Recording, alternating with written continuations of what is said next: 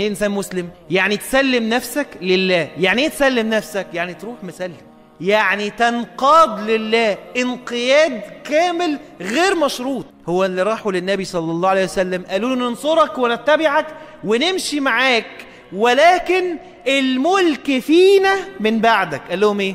ما ينفعش، ما ينفعش. وما قبلش النبي صلى الله عليه وسلم. كانوا هيبقوا مكان مين؟ الأنصار. كانوا هيبقوا دول الأنصار، وكانوا أقوى وأكتر، ووافقوا واقتنعوا.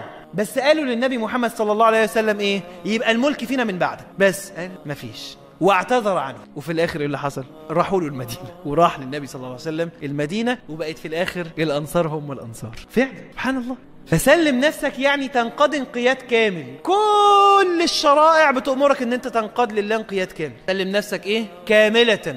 يعني ما يبقاش جزء في حياتك لله والجزء التاني لا.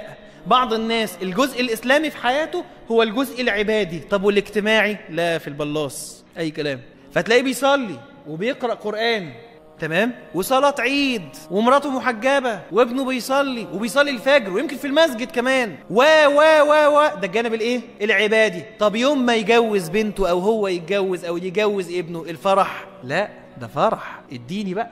هو الفرح يبقى فرح الا لما يبقى فيه تمام؟